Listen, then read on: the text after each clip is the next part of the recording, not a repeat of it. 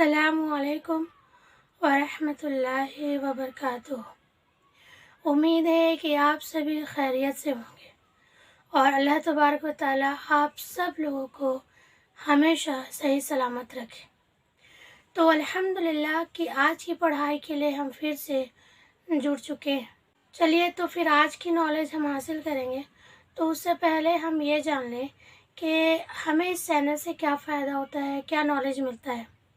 तो इस चैनल से हमें मालूम चलता है कि हम मुसलमान कैसे रह सकते हैं, मुसलमान से मोमिन कैसे बन सकते हैं, हम अल्लाह और अल्लाह के रसूल की इताअत किस तरह कर सकते हैं और दुनिया और आखिरत में कामयाब कैसे हो सकते हैं। ये तमाम बातों का इल्म हमें इस चैनल से मिलता है। तो अगर आप इस चैनल से जुड़ना चाहते हैं तो इस चैनल को आप सब्सक्राइब कर लें, बेल आइकन को ऑल कर लें और आपको लगता है कि हम एक नेक काम कर रहे हैं तो आप ज़रूर इस वीडियो को और लोगों तक शेयर कर दें। आपके एक शेयर से किसी की ज़िंदगी बदल सकती है और जिसकी ज़िंदगी बदली तो समझ जाइए कि वो मेरे लिए और आपके लिए सवाब ज़रिया बन जाएगा इंशाअल्लाह। तो चलें फिर अपनी पढ़ाई चालू करते हैं। बिस्मिल्लाह। तो चलें फिर आगे पढ़ते हैं। नमाज के फ़ायदे। इबादत का ये मतलब जहन में रखें और गौर कीजिए कि इतनी बड़ी इबादत अंजाम देने के लिए किन चीज़ों की ज़रूरत है और नमाज किस तरह वो सब चीज़ें इंसानों में पैदा कर सकती है। तो देखते हैं फिर एहसास बंदगी। सबसे पहले तो इस बात की ज़रूरत है कि आपको बार बार ये याद दिलाया जाता है कि आप खुदा के बंदे हैं और उसी की बंदगी आपको हर वक्त हर काम में करनी है। ये याद दिलाने की ज़रूरत इसलिए है कि एक शैतान आदमी के नफ्स में बैठा हुआ है जो हर वक्त कहता रहता है कि तू मेरा बंदा है और लाखों करोड़ों शैतान हर वक्त दुनिया में फैले हुए हैं और उनमें से हर एक यही कह रहा है कि तू मेरा बंदा है। उन शैतानों का वसवसा उस वक्त तक तोड़ नहीं सकते जब तक कि इंसान को दिन में कई बार ये याद ना दिलाया जाए कि तू किसका बंदा नहीं है, सिर्फ खुदा का बंदा है। यही काम नमाज करती है। सुबह उठते ही सब कामों से पहले वो आपको यही बात याद दिलाती है। फिर जब आप दिन को अपने कामकाज में मशगूल होते हैं उस वक्त फिर 3 मर्तबा इसी याद को ताज़ा करती है और जब आप रात को सोने के लिए जाते हैं तो आखिरी बार फिर इसी बात को याद कराती है। ये नमाज का पहला फ़ायदा है और कुरान में इसी बिना पर नमाज को ज़िक्र से ताबीर किया है, यानी ये खुदा की याद है। तो ये बात भी हम लोग को समझ में आ गई कि नमाज हमें पहला फ़ायदा क्या देता है। पहला फ़ायदा हमें नमाज से ये मिलता है कि हम ये जान जाते हैं कि हम किसके बंदे हैं, क्योंकि ये तो हकीकत है कि शैतान हर नफ्स पे अपना हुक्म चलाना चाहते हैं और तमाम इंसानों को ये बताना चाहते हैं कि इंसान उसका बंदा है, शैतान का बंदा है, लेकिन ये हकीकत नहीं है। इसीलिए अल्लाह तबारक व तआला हमें नमाज कायम करने का हुक्म देता है, क्योंकि जब हम सुबह उठते हैं तो फजर की नमाज़ पढ़ते हैं और इसी तरह हम दिन में भी और नमाज़ें पढ़ते हैं और रात को सोते समय भी हम लास्ट नमाज़ पढ़ के सोते हैं कि हमें ये मालूम रहे कि हम उस खालिक व मालिक के बंदे हैं, ना कि शैतान के। तो ये पहला फ़ायदा है हमारा। चलें फिर आगे पढ़ते हैं।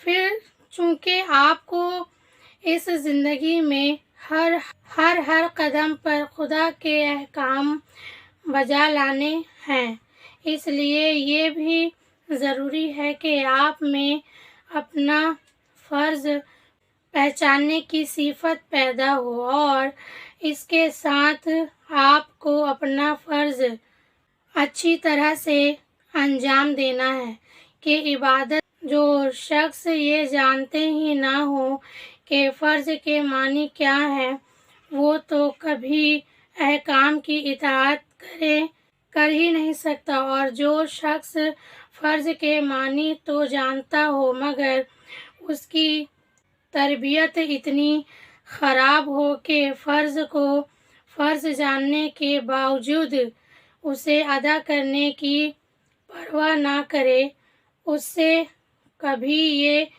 امید نہیں کی جا سکتی کہ رات دن کے 5 گھنٹوں میں جو ہزاروں احکام اسے دیے جائیں گے ان کو ایمانداری کے ساتھ انجام دے گا۔ جن لوگوں کو فوج یا پولیس میں کام کرنے کو ملا ہو، وہ جانتے ہیں کہ ان دونوں کاموں میں ڈیوٹی کو سمجھنے اور اسے ادا کرنے کی مشق کس طرح کرائی جاتی ہے۔ رات دن میں کئی بار بیل بجایا جاتا ہے، سپاہی کو ایک جگہ حاضر ہونے کا حکم دیا جاتا ہے اور ان سے قواعد کرائی جاتی ہے۔ یہ سب اس لیے ہے کہ ان کو حکم بجا لانے کی عادت ہو، اور ان لوگوں میں سے جو لوگ ایسے سست اور نالائق ہوں، بیل کی آواز سن کر بھی گھر بیٹھے رہیں یا قواعد میں حکم کے مطابق حرکت نہ کریں، انہیں پہلے ہی ناکارہ سمجھ کر کام سے الگ کر دیا جاتا ہے۔ بس اسی طرح نماز بھی دن میں 5 وقت بیل بجاتی ہے تاکہ اللہ کے سپاہی اس کو سن کر ہر طرف سے دوڑے چلے آئیں اور ثابت کریں کہ وہ اللہ کے احکام کو ماننے کے لیے تیار ہیں۔ جو مسلمان اس بیل کو سن کر بھی بیٹھا رہتا ہے اور اپنی جگہ سے نہیں ہلتا، وہ دراصل یہ ثابت کرتا ہے کہ وہ یہ تو فرض کو پہچانتا ہی نہیں، یا اگر پہچانتا ہے تو وہ اتنا نالائق اور ناکارہ ہے کہ خدا کی فوج میں رہنے کے قابل نہیں۔ اسی بنا پر نبی صلی اللہ علیہ وسلم نے فرمایا کہ جو لوگ اذان کی آواز سن کر اپنے گھروں سے نہیں نکلتے، میرا جی چاہتا ہے کہ جا کر ان کے گھروں میں آگ لگا دوں، اور یہی وجہ ہے کہ حدیث میں نماز کو کافر اور مسلم کے درمیان فرق بتایا گیا ہے۔ عہد رسالت اور عہد صحابہ میں کوئی ایسا شخص مسلمان ہی نہ سمجھا جاتا تھا جو نماز کے لیے جماعت میں حاضر نہ ہوتا ہو، حتیٰ کہ منافق بھی، جنہیں اس طرح کی خیال ہوتی تھی کہ ان کو مسلمان سمجھا جائے، اس پر وہ مجبور ہوتے تھے کہ نماز باجماعت میں شریک ہوں۔ چنانچہ قرآن میں جس چیز پر منافقین کو ملامت کی گئی ہے وہ یہ نہیں ہے کہ وہ نماز نہیں پڑھتے تھے، بلکہ یہ ہے کہ باطل خواہشات نہایت سستی کے ساتھ نماز کے لیے اٹھتے تھے۔ اللہ تعالیٰ فرماتا ہے سورہ نساء میں اور آیت نمبر 142 42۔